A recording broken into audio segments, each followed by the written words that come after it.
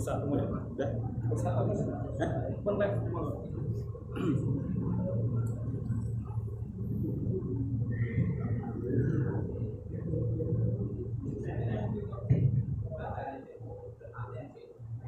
Assalamualaikum warahmatullahi wabarakatuh. Waalaikumsalam.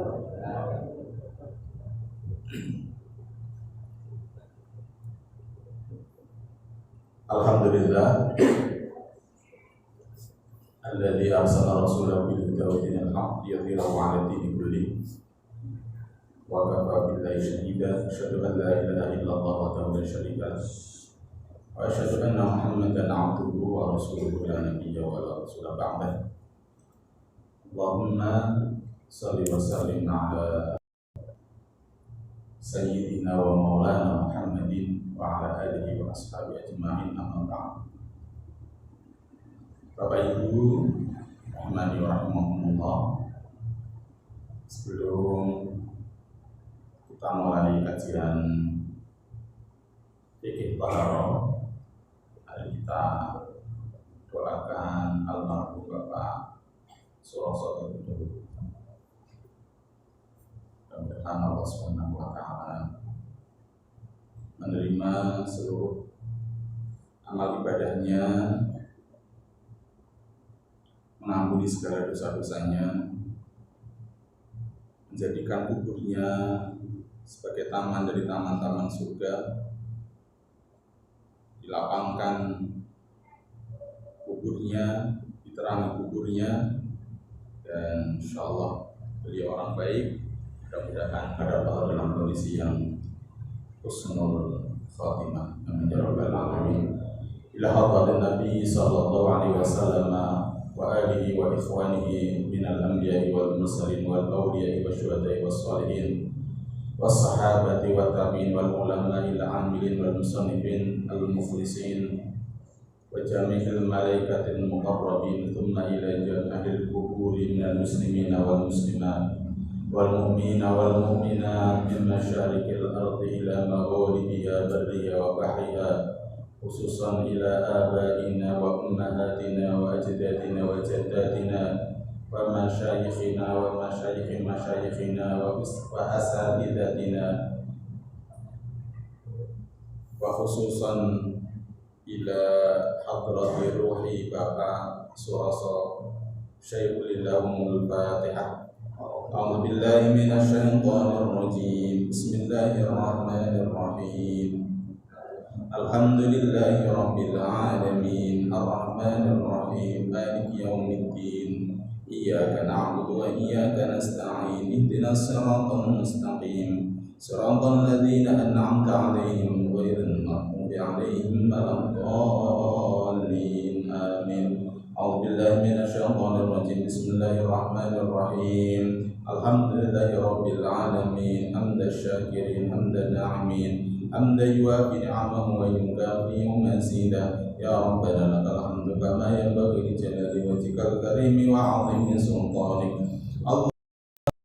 Sayyidina Muhammadin fil awwalin wa salli wa sallim ala sayyidina Muhammadin fil akhirin wa salli wa sallim ala sayyidina Muhammadin fi kulli waqtin wa hin wa salli wa sallim ala sayyidina Muhammadin fil mala'il a'la ila yaumiddin.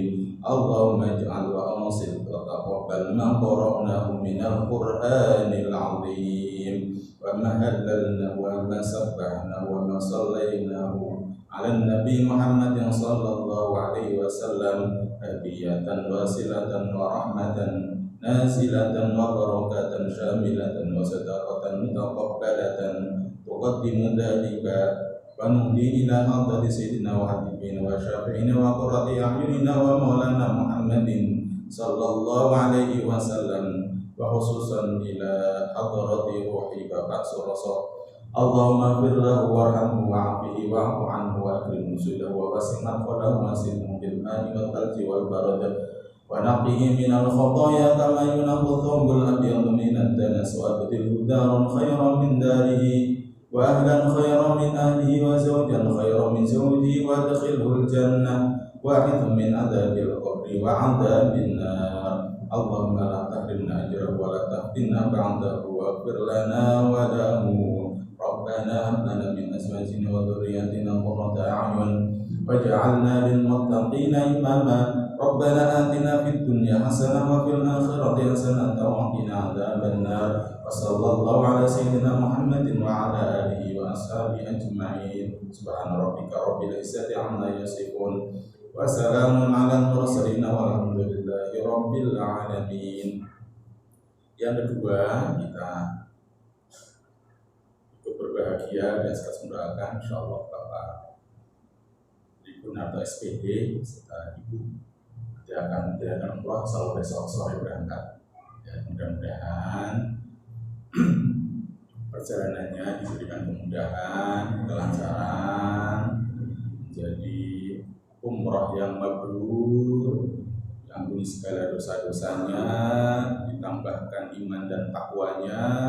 Kemudian juga insya Allah kita semuanya mudah-mudahan juga diberi kesempatan oleh Allah Subhanahu wa Ta'ala untuk melaksanakan haji dan umroh. Insya Allah amin ya rabbal alamin. Sekaligus nanti juga kita minta doa Pak Tri pasti sana nanti dipanggil para jamaah masjid Al-Bikro ya supaya nanti segera bisa melaksanakan haji dan umrah insyaallah. Mari kita berdoa. A'udzubillahi minasyaitonirrajim. Bismillahirrahmanirrahim. Alhamdulillahirabbil alamin wassalatu wassalamu ala asyrafil mursalin. Allahumma taqabbal umrataka wa ghafara dhanbaka wa akhlafa 'alaika nafaqatak. Semoga Allah menerima umrahnya Bapak Tribunarto dan Ibu. Semoga Allah mengampuni dosa-dosanya dan semoga Allah memberi ganti untuk biaya perjalanan beliau. Fi hifdzillahi wa kanafihi wa zawwadaka Allahu taqwa wa ghafara dhanbaka wa wajjahaka lil khairi aynama kunta ya Allah. Lindungilah beliau dari perjalanan berangkat sampai pulang ke rumah dan berikan beliau, berikanlah kebekalan takwa kepada beliau, mengampuni dosa-dosa beliau, dan ya Allah iman kepadamu, berikanlah kebaikan, keberkahan dimanapun beliau berada. Allahumma taqabbal minna innaka antas sami'ul alim wa tub 'alaina ya Allah innaka antat tawwabur rahim. Rabbana yassir lana umurana wa yashrah sudurana wa nawwir qulubana wa khtim bis solihati a'malana. Rabbana atina fid dunya hasanah wa fil akhirati hasanah wa qina adzabannar. Wa sallallahu ala sayyidina Muhammadin wa ala alihi wa sahbihi ajma'in. Subhana rabbika rabbil izzati amma yasifun wa salamun alal mursalin walhamdulillahi rabbil alamin. Mudah-mudahan Allah berikan kelancaran mudahan kepada beliau melaksanakan umroh, bisa melaksanakan rukun wajib dan sunnah-sunnahnya insyaallah, dan mudah-mudahan menjadi umroh yang mabrur. Bapak Ibu rahimani wa rahimakumullah, kita lanjutkan kajian fikih kita. Mari sudah masuk ke urgensi toharoh sudah ya, menjadi syarat sah ritual ibadah. Tahus sholat at-tahur wa tahrimu at-takbir wa tahrimu at-taslim. Kunci sholat itu adalah taharah. Yang mengharamkannya adalah takbiratul ihram dan yang menghalalkannya adalah salam. Disukai oleh Allah Subhanahu wa Ta'ala. Innallaha yuhibbul wa yuhibbul mutatahhirin. Sesungguhnya Allah mencintai orang-orang yang taubat dan orang-orang yang bertaharah. Kemudian at-tahuru syatrul iman. Kesucian itu, kebersihan itu bagian dari iman. Nah, juga sudah kita masuk ke diagram taharah. Nanti kita akan bahas taharah itu ada dua jenis, ada hakiki dan ada hukmi. Hakiki itu nanti bentuk najis, yang hukmi nanti hadas. Najis itu dibagi tiga, mana kita sampaikan, ringan, sedang, berat, hadas, sedang, kecil, besar. Cara membersihkannya, nah ini kita nanti bahas pada kesempatan kali ini, yang juga sudah sebagian sudah kita bahas. Jadi, najis itu ada 3 hal berdasarkan tingkat kesuciannya. Yang pertama adalah ringan, najis mukhafafah, kemudian najis pertengahan, najis mutawassithah, kemudian najis berat, najis mughallathah. Yang termasuk najis ringan itu kenapa kok disebut ringan? Karena memang cara mensucikannya ya ringan saja, cukup dipercikan dengan air walaupun masih ada najis di situ, tapi sudah dianggap suci. Nah, dalilnya yughsalu min baulil jariyati wa yurashu min baulil ulam. Air kencing bayi perempuan harus dicuci, disiram, airnya mengalir sampai hilang 3 hal, warna, bau, dan rasa. Sementara air kencing bayi laki-laki itu cukup dipercikkan air saja. Air bayi laki-laki ini adalah air bayi laki-laki, ya, air kencing bayi laki-laki yang bayi laki-lakinya itu belum makan dan minum apapun selain ASI. Nah, zaman sekarang itu kadang kan opo-opo wis di keke, apalagi daerah saya mau besok itu susu ya ra kuat, opo-opo wis langsung anggone pisang dia dilembutkan pakai sendok di piring kayak gitu, terus dikasihkan awet cilik, awet bayi anak itu sudah diberikan. Kalau enggak nerap tuku susu itu pakai tajin. Tajin ngerti ya tajin ya? Dimasak nasi itu nanti kemudian sebelum airnya habis itu diambil nah, itu nanti digunakan untuk ya, menyuapi bayi ya. Nah, jadi syarat bagi laki-laki yang najisnya mukhafafah, najisnya ringan, itu adalah bayi laki-laki yang belum makan dan minum apapun selain ASI. Nah, itu ya. Jadi kalau sudah makan atau minum yang lain, maka najisnya sudah tidak mukhafafah lagi, tidak ringan lagi, tapi masuk ke najis yang sedang, yaitu mutawassithah. Sementara kalau bayi perempuan itu tetap walaupun belum makan minum selain ASI, najisnya tetap najis mutawassithah, najis yang ringan seperti bayi orang dewasa pada umumnya. Itu bayi perempuan. Nah, nanti bisa baca-baca referensi lagi kenapa gitu. Kalau saya pernah baca ternyata emang kandungannya katanya beda. Baunya lebih menyengat, pipisnya bayi perempuan dan lain sebagainya. Jadi setelah diteliti ternyata begitu. Walaupun kalau tidak diteliti pun dalilnya ngono ya kita ikutkan gitu di dalam Islam itu. Jadi tidak perlu dulu kita mencari hikmahnya, mencari penyebabnya, mencari alasan-alasannya. Ini dalilnya sudah jelas sahih ya kita lakukan dan percaya terlebih dahulu. Maka salah satu kewajiban kita kepada Rasulullah SAW itu adalah shadiquhu fima akhbar, membenarkan apapun yang disampaikan oleh beliau.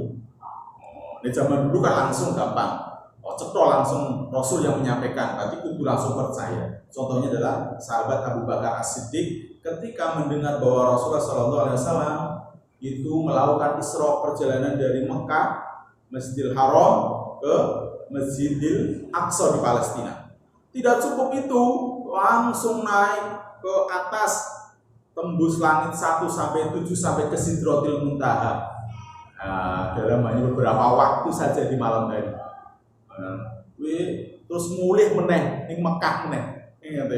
Secara akal zaman zaman biyen rumahnya pesawat. Itu orang masuk akal, orang mungkin. Mulanya itu langsung menguji keimanan orang-orang muslim saat itu sekaligus juga orang-orang kafir.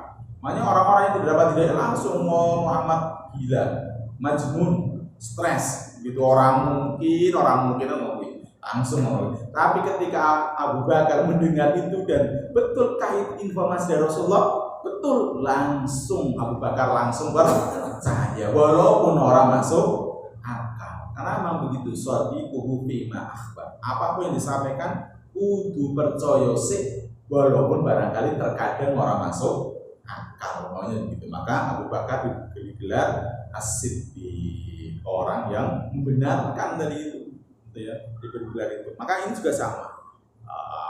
Jadi kalau mau dilihat, ini air kecil laki-laki perempuan, oh begitu nih kan, mana gue, kan podo-podo rumah opo-opo, rumah opo-opo kok dibedake. Nah dalilnya begitu masalahnya. Kalau umpamanya belum diketahui, ya alasan-alasannya secara ilmiah. Cuma sekarang kan gitu, opo-opo itu masuk akal kan menurut masalahnya.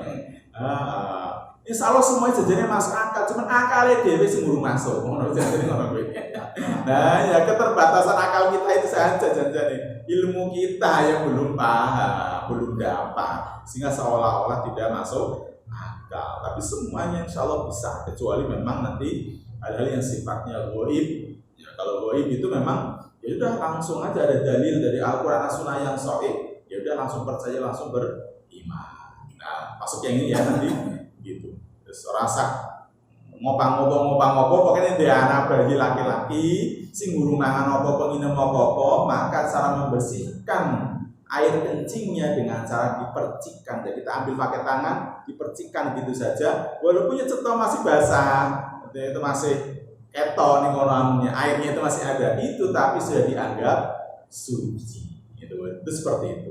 Ya. Sementara kalau air kencing bayi perempuan, walaupun belum makan minum apa-apa, tetap dihukuminya najis mutawasitoh sebagaimana orang dewasa. Maka harus dicuci dengan air yang mengalir, hilang 3 hal, rasa, bau, dan warna. Nah, sebelum masuk ke najis yang ringan, najis yang berat terlebih dahulu. Mengapa berat? Karena mensucikannya itu tidak cukup hilang warna, rasa, dan aromanya saja, tetapi harus dengan ritual khusus, yaitu dengan 6 air ditambah 1 tanah. Dalilnya tahuru inna ihadikum idh walahu fihil kalbu an yaghsilahu sab'a marratin ulahunna biturab. Sucinya wadah air kali yang diminum anjing adalah dengan mencucinya 7 kali. Salah satunya dengan tanah. Nah, selain anjing adalah babi. Nah, termasuk ini juga najisnya najis berat, najis mughalladhah. Ya, najis yang berat. Cara mensucikannya adalah dengan cara 7 kali. Salah satunya dengan tanah atau dengan debu. Bisa dipahami ya? Insyaallah. Nah, mungkin yang perlu kami sampaikan ya terkait dengan masalah apa namanya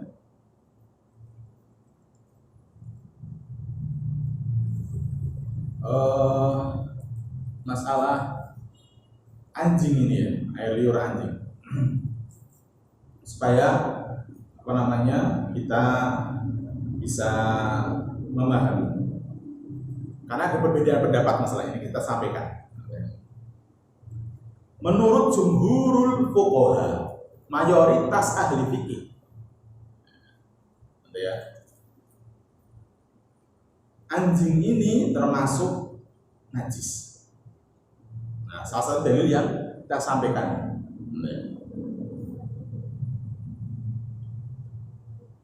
Nah, kalau menurut hadis ini kan terkait dengan air liurnya. Nah, itu air liurnya. Dan air liur ini kan bagian dari mulutnya anjing. Maka mulutnya juga najis semua.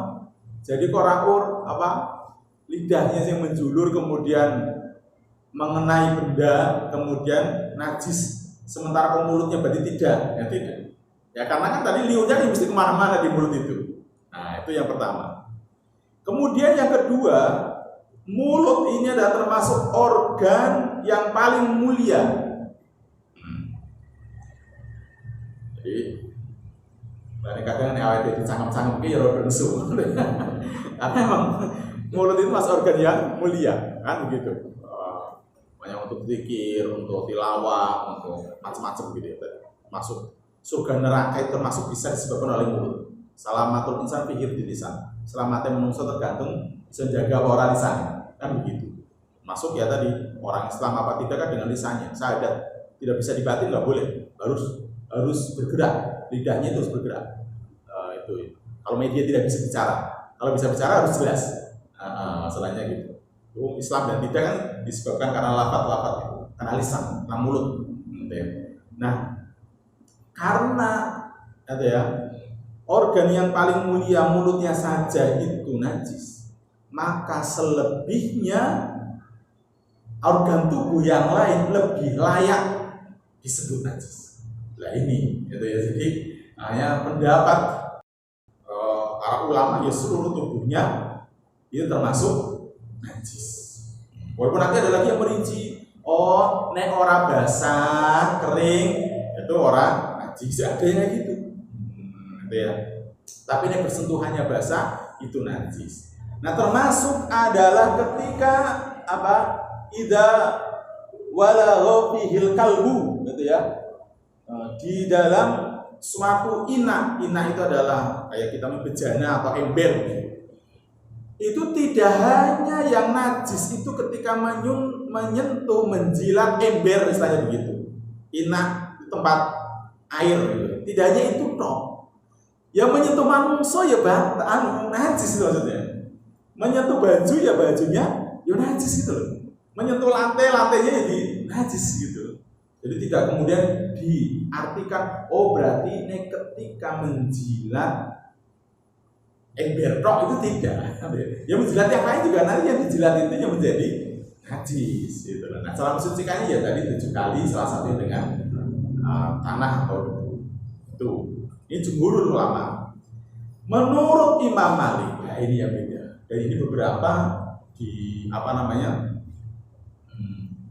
dipahami atau dianut oleh beberapa kaum muslim di Solo Raya. Nah, menurut mazhab Maliki, menurut Imam Malik, anjing itu suci semua, termasuk air liurnya, berdasarkan firman Allah Subhanahu wa taala yang di dalam surat Al-Maidah ayat yang keempat. Itu beliau kemudian berpendapat bahwa air liur anjing maupun tubuh yang lainnya itu adalah suci. Dalilnya mana ini? Ya, Al-Maidah ayat 4. Yas'alunaka madza uhilla lahum. Qul uhilla lakum at-thayyibat wa ma 'allamtum minal jawarihi mukallibina tu'allimunahunna mimma 'allamakumullah. Fakulu mimma amsakna 'alaikum wadhkuru ismallahi 'alaihi wattaqullaha innallaha sari'ul hisab. Nah, di sini itu ada dalil bahwa hewan buruan itu yang ditangkap oleh anjing, buruan dia pakai anjing, maka diperintahkan untuk silahkan bisa dimakan. Tidak ada perintah untuk mencucinya. Sementara ketika hewan buruan itu ditangkap oleh anjing mesti digigit. Nah, tapi di situ di Al-Quran itu tidak ada perintah untuk mencucinya. Menurut mazhab Maliki, itu maksudnya gitu ya.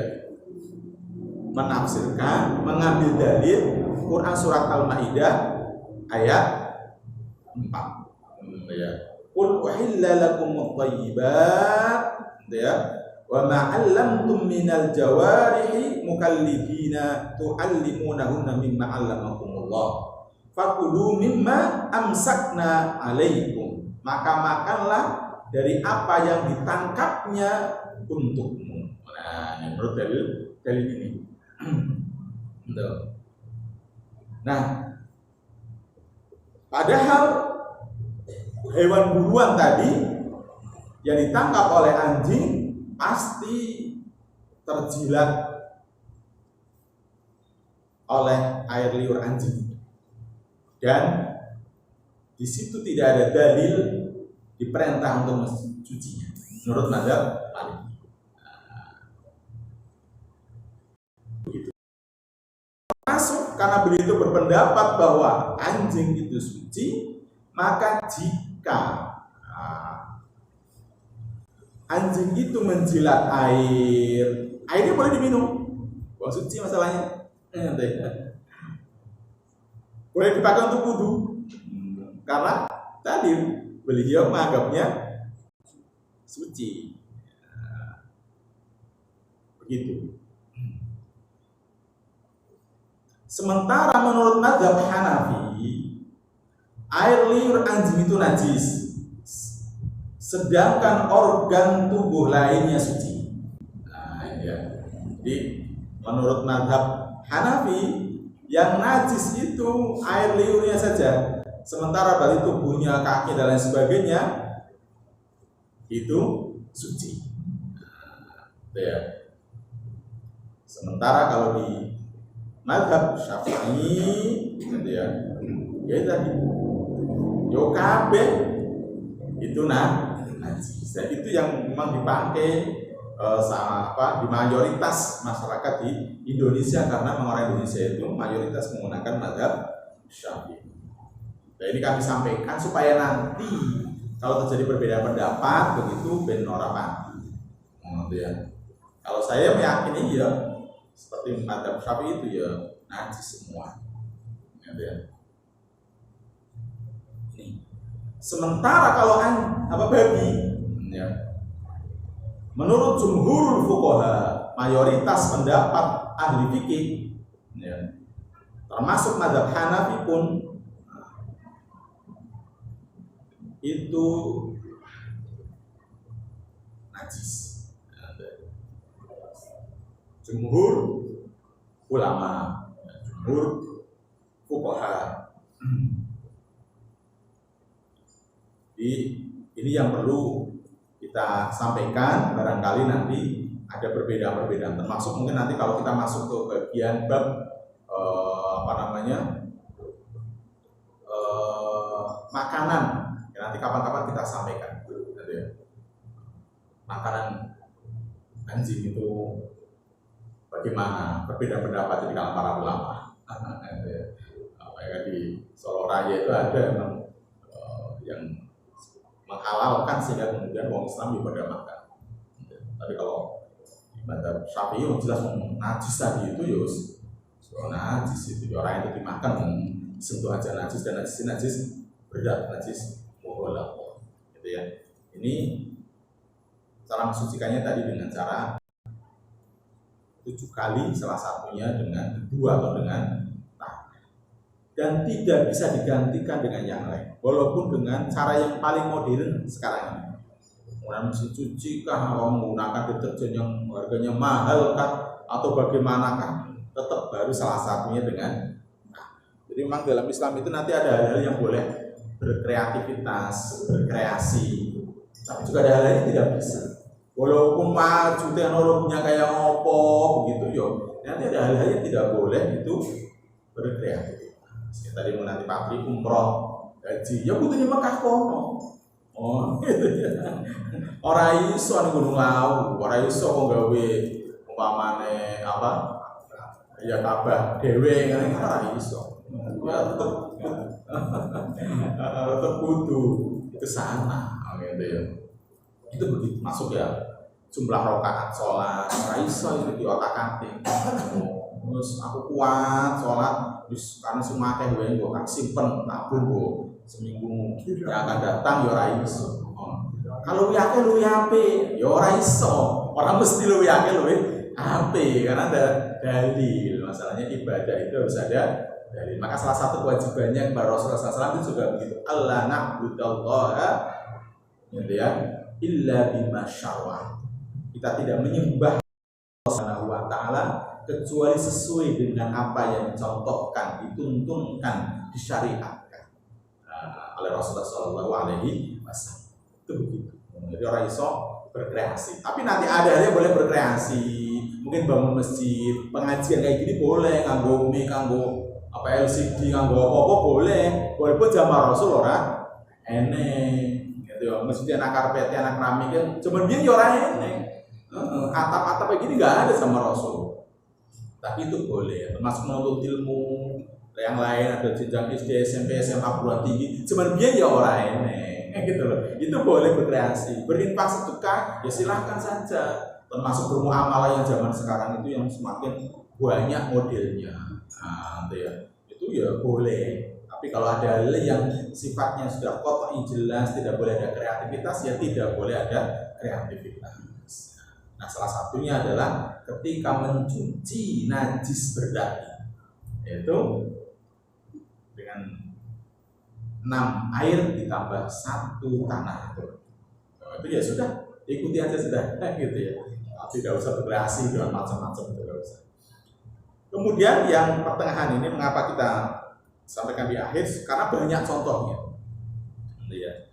Nah, yang pertengahan ini berarti selain najis ringan dan berat, berarti selain air kencing laki-laki, bayi laki-laki yang belum makan minum apapun, dan selain berarti babi dan anjing tadi. Maka yang ini dinamakan najis mutawassithah. Contohnya adalah darah. Darah itu najis. Nah, cara membersihkannya berarti hilang rasa, warna, bau, dan bersih dengan cara air mengalir. Nanah kan juga sebenarnya adalah darah, cuma darah yang busuk, kan gitu. Muntah juga begitu, karena rata-rata muntah itu berasal dari perut, dari lambung, ya. Tuh. Keluar dari kemaluan depan belakang, ya.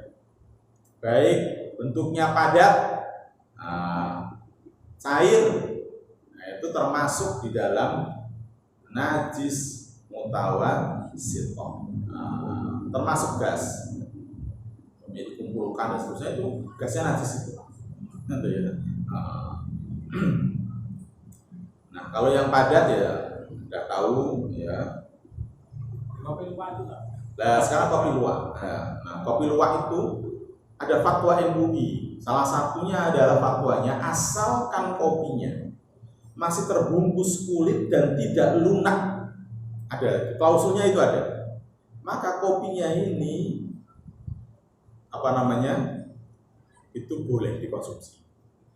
Tapi apakah produsen kopi luwak itu kemudian sampai segitunya dipilih satu persatu, dipegangin, dipenceti, kan nggak mungkin juga ya, wallah. Tapi ada fatwa MUI-nya intinya, ada fatwa MUI-nya. Makanya masih bagian ulama-ulama juga tidak sepakat, karena ya itu ini sudah diolah di dalam perut ya tadi, ya mungkin jadi lembek dan seterusnya. Berbeda kalau benda itu memang benda keras. Contoh, mohon maaf, cincin umpamanya, emas, kemudian dimakan dipatok ayam, dimakan apalah gitu ya, itu. Kemudian dikeluarkan lagi, atau dimakan anak kecil atau apa gitu, masuk, kemudian nanti dikeluarkan, boleh ketemu, gitu ya, boleh ketemu, gitu ya. Nah, kemudian itu dibersihkan sampai hilang, tadi 3 hal itu, maka cincin itu jadi suci kembali, karena kan tidak mungkin tadi terolah jadi apa, nggak mungkin. Itu kalau cincin tadi itu. Tetapi kalau tadi kopi, ya, kalau sudah masuk dalam perut, ya, bisa jadi. Makanya tadi di fatwa MUI-nya, asalkan tidak rusak. Apakah nanti lecet kulitnya, kemudian empuk ya maksudnya, lembek, kopinya, berarti kan sudah terurai itu berarti. Maka tidak apa-apa. Tapi kalau sudah lembek, apalagi lecet tadi itu umpamanya seterusnya, maka itu tetap najis. Maka tidak boleh dikonsumsi. Maka tadi produsen kopi luwak itu apakah sampai segitunya, wallahu a'lam. Karena fatwanya kayak gitu. Fatwanya asalkan gitu ya. Asalkan kopinya tadi itu ya tidak lembek dan tidak luka lah, katanya begitu aja. Harganya yo mahal. Lah monggo lah kalau ini tuku sing kopi murah wae, kopi luwaknya yo mahal. Sing asli kan mahal itu ya. Oh, mahal. Sing halal wae. Saya tidak apa ya, karena sudah ada fatwa ilmunya masalahnya bahwa itu halal. Gitu ya. Tapi ada syaratnya memang. Ya, ini bisa kita bahas lagi nanti ya, lebih detail pekan depan lah insyaallah. Ya. Dan masih banyak nanti ini masalahnya, permasalahan lain nanti ini. Mungkin kita dulu, ini sudah masuk waktu isya, dan ada manfaatnya. Subhanallahumma bihamdika, asyhadu an la ilaha illa anta astaghfiruka wa atubu ilaik. Assalamualaikum warahmatullahi wabarakatuh. Waalaikumsalam.